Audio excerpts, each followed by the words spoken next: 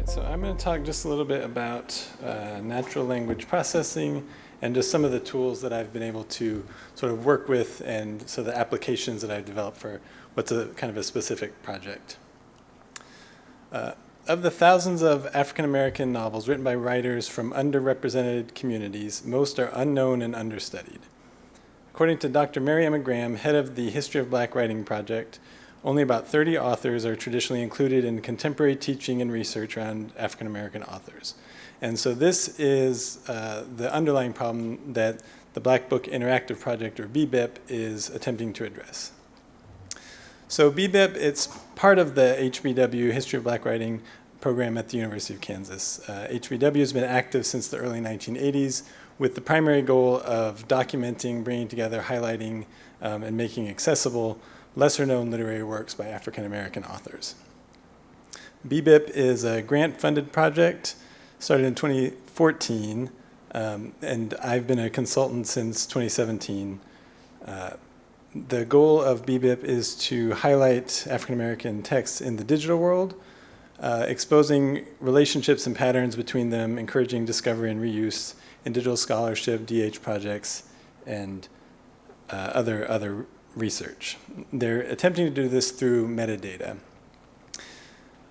And not finding the types of things, not finding an appropriate schema in which to record the type of metadata that they wanted to capture, such as to allow nuances of race and other aspects of the text that are traditionally important to African American literary study. BBIP's developed a custom metadata schema with over 50 elements that has details like ethnicity and gender, biographical information about the author, historical context of the book, textual elements such as themes and genre, among others. This is basically done through a mix of close reading, distance reading, keyword searching, online resources, article reading. It's pretty tedious. They can spend as much as 6 hours on a single book. And then it's also inconsistent because the work is done by graduate and doctoral students. And depending on the keywords that they use or how they interpret a bit of text, they can get different results from this. So I started to think about what ways computational tools might be able to sort of automate this or at least make it a little easier for them. And honestly, it was as much of an interest, as a personal interest, as much as anything else. I was an English major, and I enjoy working with this type of approach to stuff. So one that was particularly successful with sort of immediate results was just harvesting stuff from Wikidata. I developed just a quick little process to hit the Wikidata API with the author's name and disambiguate the results so that we're looking at the right person.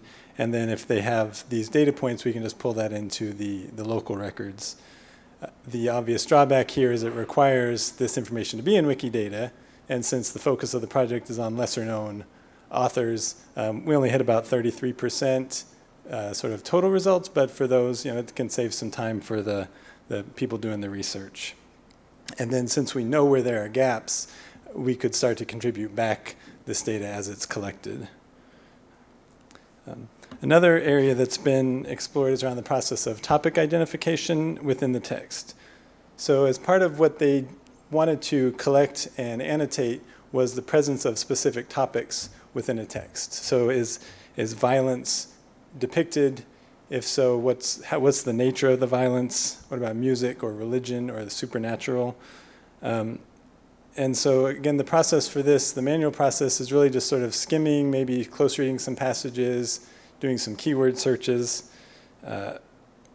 within the text, which that's one way to do it. And we've sort of refined the process. And I just say I don't actually do that manual work. I just have worked with them as I say we, but it was other students that have done that. But in order to try and automate this, I started working with WordNet. So WordNet is a multi-dimensional dictionary database that sort of interlinks words and their meanings through lexical and conceptual relationships. And I'll just talk a little bit about what that means exactly. So for any given word, you can have a whole bunch of meanings depending on the context, the usage of the word. So you can start with the word fight, And I think this has 10 or 12 different definitions. A few of them are here. And WordNet defines these as senses. And so each of these senses of the word is given what amounts to a unique identifier within WordNet, which is a synset. And that sort of contains a lot of other interlinks. And that's how the database sort of interlinks to itself. So they're related through synonymy and hyponymy. And to show what that means, I'll just pull this example here. And so here's the sense of the word fight, the act of fighting any contest or struggle. So if we query WordNet and look at the relationships that this identified, we have the hypernym, which is sort of a more general meaning, a more general concept of the word. So a fight is a type of conflict. We have some synonyms that can be used interchangeably with this meaning of the word. And then at the bottom is a whole list of hyponyms, which are more specific types of this word. So a duel, a fist fight, a brawl, these are all specific types of a fight. And you can see that these are all synsets as well, so these all also have those relationships. WordNet as a whole has, according to their website, over 117,000 of these synsets that are all interlinked. And so you can see, starting with a single word, you've got 10 definitions, and then each of those are going to have varying degrees of sort of branching down into that, more and more specific variations of that. So the process to develop this sort of topic dictionary is starting with a base list of keywords. So I've got one example here that we use, and then so look at these 53 terms and review all of the synsets that come back for that term. So we can identify which meanings we want to include and which ones we don't. Basically exclude the ones that we don't, and then follow those pathways down through all of the included synsets that we want. And in this example, we end up with nearly 1,900 sort of definitions. And then we can take the text and go through word by word and match the synsets with an algorithm that sort of tries to determine the meaning of the word in the context. And if that matches one of our bucket of 1,900 meanings, then we'll consider that a match, a potential match. And then this all gets output to an HTML file. And again, this is really designed for human eyeballs to look at, to have sort of a nice lens, a filtered view of just a specific topic. And so here we've got the definition up at the top, we've got the word in the table, and then the sentence in which that word appears. So a person can look at it and make their own determination if this is an accurate match or not, and then determine if that meets sort of the criteria and how they want to characterize that. And so this is the sort of a larger view of the page, and we've got several different topics on a single page, and just an overview of that. Another one that I'm going to talk about is name entity recognition. Part of the current BBIP grant is funding for researchers to be able to access and make use of these digital text and the metadata for their own research.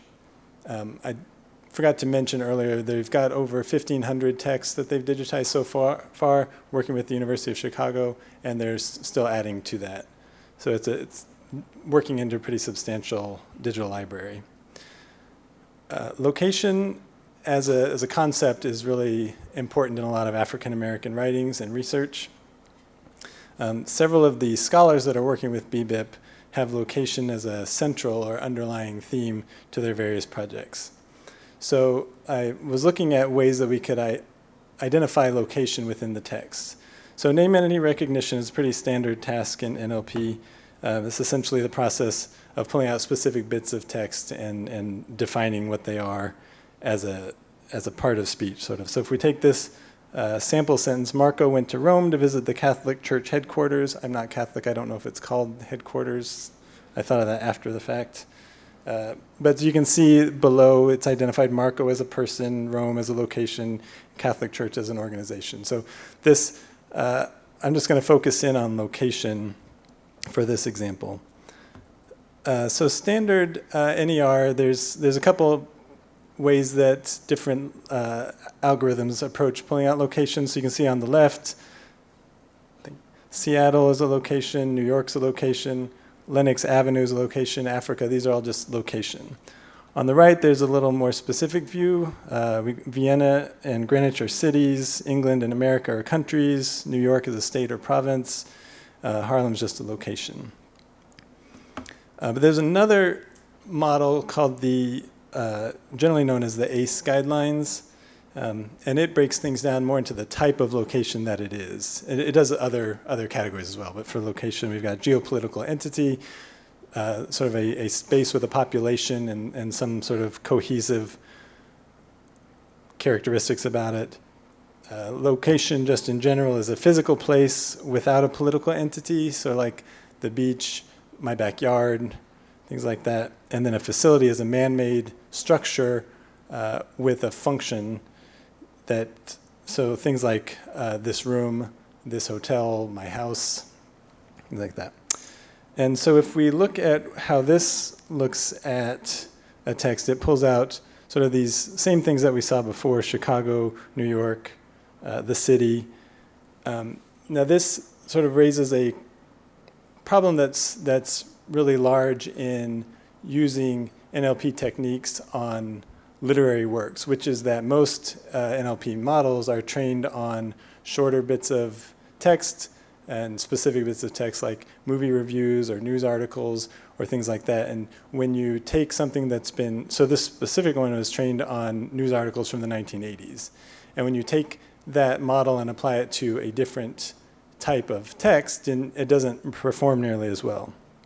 And so that's what makes sort of the next bit really exciting, is that there's a researcher named David Baman at the University of Berkeley who's developed LitBank, which is an annotated data set where they annotated 100 novels from the 1800s, early 1800s, early 1900s, to identify, to help it recognize literary language, but also the way that things are used. So you can see, well, probably can't see, but you still get those same Chicago, New York, things like that. But then you also get these literary phrases. So any other area in the city, some port in Southeast Alaska, which was not icebound. So you get these, like a really specific view on how location is being talked about in a text, which is really helpful for these. And so again, these are output to a different web page with a lot of other features and information about the text, sort of just to provide a nice focus view for the researcher. Just to address the last presentation, the BBIP is actually working with David Baman to identify 50 texts by African American authors, so that their team is going to annotate them and work them into their data set to sort of just make it better and to reduce any sort of textual bias between languages. And the phase that I'm at now, among others, is I'm building a portal to sort of start to bring these together, so that a researcher who's interested in works featuring Chicago with an emphasis on violence that are written after 1950, say, you can sort of filter down to a list of those and then do some testing on those. So that brings me to the end. Okay.